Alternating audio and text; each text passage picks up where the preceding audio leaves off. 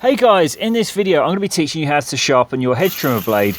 Now you can see here I'm struggling to get through this pampas grass. In the past it has cut through it like butter. Part of it is the battery is a little bit old, but I've got it fully charged and it's just generally struggling. I've noticed it on other bushes, it is really struggling, so we do need to sharpen it. Okay, first thing you're going to want to do is to let it dry if it's wet and just brush off any loose dirt. Now we're going to take a socket and some grips of some description or an adjustable spanner and undo all the nuts holding the blades together.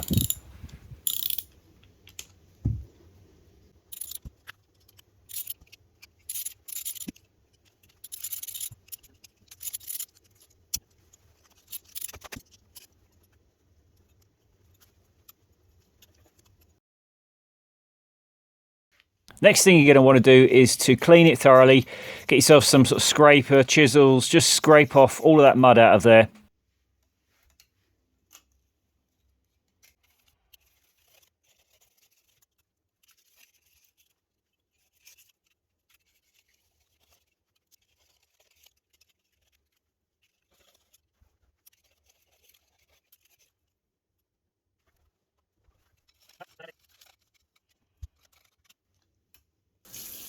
Now we're going to wash it down with some soap and water.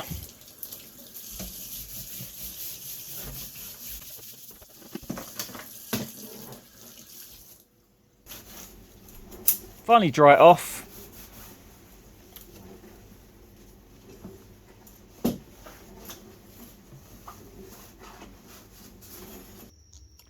Reassemble it.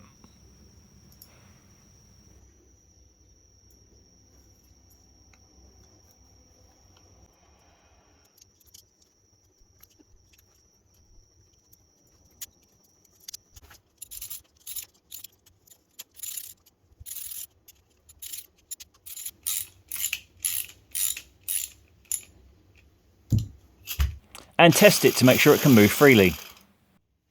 To be able to sharpen the teeth on this hedge trimmer, you're going to need to position them in a place where you can get access with a file or a grinding wheel. So on this particular hedge trimmer, we're going to need to turn the spline in the back of the motor housing and rotate it until the teeth line up into a position where we need it.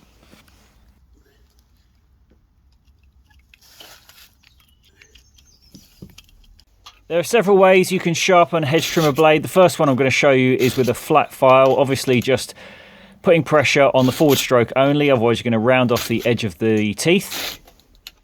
The key thing being, of course, with sharpening anything, you follow the bevel that the manufacturer set. So that means follow the angle that's already there. You'll feel it by placing the chisel on it. It will feel flat against the face of the tooth. You do not want to change that angle. Just flipping the hedge trimmer over, I will now run my finger along the back of each tooth just to feel if there's a slight burr. That shows me that I've probably filed a decent amount of metal and it's folded over the material just ever so slightly. And on the front you should see a nice shiny metal surface.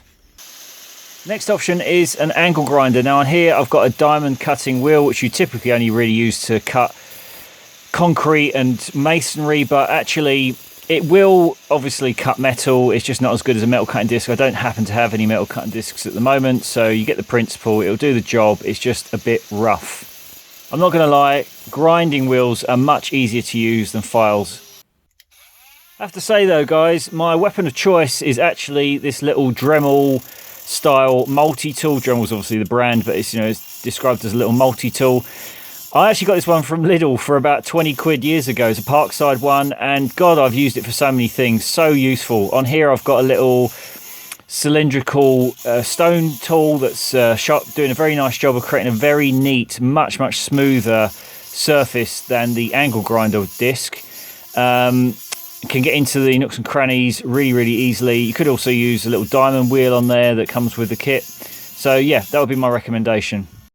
And in this photo you can see the shiny clean teeth that I've obviously ground already and the ones that haven't been done yet. Now here's an interesting image I just wanted to show you. It gives you an idea of what you're actually aiming for. You can see on the second tooth down in the photo a very slim glint of light on the top, and what that shows you is there's a slight change of angle there. Now that's either because I mean, in this case, I haven't done this, but you've either rounded the top off with your file or it's just blunt and you haven't even touched it yet. So that's showing you there's a different angle between the main plane and the top edge. So that still needs to be sharpened. So this is probably the trickiest bit of the process, is knocking the burr off the back, because you haven't got much space to work in. You can't actually easily disassemble the blades on this model, at least. You'd have to take the whole housing apart, which I don't want to do. So you're just going to run your file backwards and forwards, just very, very gently to knock it off. Normally, obviously, you just do a forward stroke, but we're just trying to knock it off here, so just don't go mad. And then you're going to flip it over and repeat on the other set of teeth. Next thing we're going to do is to oil it. You probably want a light oil, like a canola oil even, that's vegetable oil to you and me. Chainsaw oil, SAE 30, which is a lawnmower 4-stroke oil. Anything but WD-40, because WD-40, although it will work temporarily, it's not really a lubricant. You want to be oiling before and after each use pretty much. I've been pretty slack when it comes to maintaining my blade, but from now on, this is what I'll be doing.